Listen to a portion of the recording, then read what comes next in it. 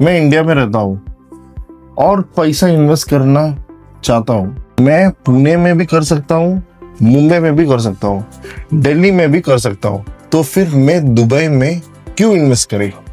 ये सवाल हर Indian investor का दिमाग में आता है जब और किसी दुबई रियल एस्टेट एजेंट से बात करने के टाइम या फिर दुबई प्रॉपर्टी देखने के टाइम। तो ये वीडियो में ग्राउंड रियलिटी बताने वाला हूँ कि आप दुबई में रियल एस्टेट इन्वेस्टमेंट क्यों करना चाहिए, और मैं बताऊंगा टॉप 5 रीजंस जो इंडियन और दुबई रियल एस्टेट में अलग बनता है। सबसे पहले मैं एक रील देखा था, उसमें एक कमेंट था व्हाट इज दुबई, और उसका रिप्लाई था India's best city outside India. यानी आपको लगेगा ही नहीं कि आप इंडिया से बाहर कहीं हो। यहाँ लगभग 40% इंडियंस रहता है। यहाँ हर कोई हिंदी बोलता है, रेस्टोरेंट्स में जाएगा तो हिंदी गाना बजाता है, रेडियो पे हिंदी चैनल मिलता है। तो जब आप यहाँ पे आते हो तो ऐसा लगता है कि जैसे कि मुंबई या बैंगलोर जैसा डेवलप सिटी में आप आए हो, और डिस्टेंस भी सिर्फ 3 से 3.5 घंटे का है इंडिया का मेजर सिटी से। ये एक बड़ा एडवांटेज है क्योंकि हम इन्वेस्ट वही करते हैं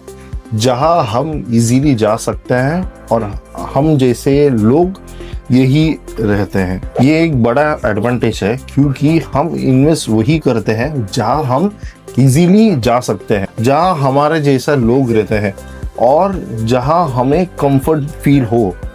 इसलिए कहीं ना कहीं दुबई इंडिया का एक्सटेंडेड पार्ट लगता है। बांद्रा फेमस है लेकिन इंडिया के अंदर अगर आप बांद्रा, नोएडा या पुणे के बिल्डर ऑफिस में जाएगा तो 100 में से 99 लोग वही लोकल इन्वेस्टर्स होगा, सिर्फ 1 या 2 ही होगा जो फॉरेन कंट्री से आए होंगे। लेकिन दुबई में ऐसा नहीं है। यहाँ लोकल सिर्फ 10% है, बाकी 90% इन्वेस्टमेंट फॉरेनर इन्वेस्टर्स करते हैं। India, UK, Italy, Russians, France, Egypt, Canada, China, Lebanon, सब जगह से लोग यहाँ पे इन्वेस्ट करते हैं।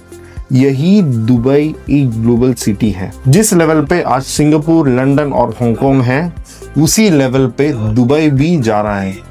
अगले 10 से 15 सालों में यहाँ का रियल एस्टेट भी उस लेवल का हो जाएगा। तो जब आप यहाँ इन्वेस्ट करते हो तो आप एक ग्लोबल सिटी का हिस्सा खरीदते हो। Number 3 currency. अगर हम INR इंडियन रुपी और AED दिरहम्स में कंपेयर करें तो हर साल दिरहम्स का लगभग 6 to 7% तक का स्ट्रॉन्ग हो रहा है। तो 2010 में एक दिरहम बाई करने के लिए 10 रुपीज देना पड़ता था। आज 15 साल बाद एक दिरहम बाई करने के लिए 24+ रुपीज देना पड़ता है। तो अगर आज आप दुबई में दिरहम्स में इन्वेस्ट कर रहे हो तो आपका पैसा करेंसी के ग्रोथ की वजह से अगले 10 से 15 साल में ऑटोमेटिकली डबल होने का पोटेंशियल रखता है। Point number 4 no tax. मतलब जब आप प्रॉपर्टी बाय करते हो इंडिया में वो स्टैम्प ड्यूटी 3 to 9% तक का होती है, लेकिन दुबई में सिर्फ 4% रजिस्ट्रेशन फी होता है। आपने 1 करोड़ का प्रॉपर्टी खरीदी है और बाद में 10 करोड़ में भी बेचा, और अगर आप अपनी प्रॉपर्टी रेंट पे देता है तो उसका पूरा रेंट इनकम आपका होता है, कोई टैक्स नहीं देना पड़ता है। Number 5 ROI return on investment. आज किसी भी ग्लोबल सिटी या फिर इंडियन सिटी में एवरेज रेंटल यील्ड है 4%। तो मेंटेनेंस और सर्विस चार्ज के बाद हाथ लगता है लगभग 3.5%। सोच लीजिए आपने 1 करोड़ का इन्वेस्टमेंट किया और घर लेके गई सिर्फ 3.5 लाख, उसमें से भी कुछ टैक्स काट के भी 3 लाख आपको मिला।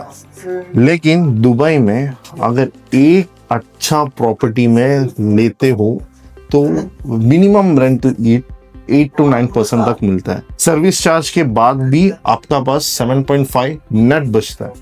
मतलब यही 1 करोड़ का इन्वेस्टमेंट से आप 7 लाख घर लेके जा सकते हैं।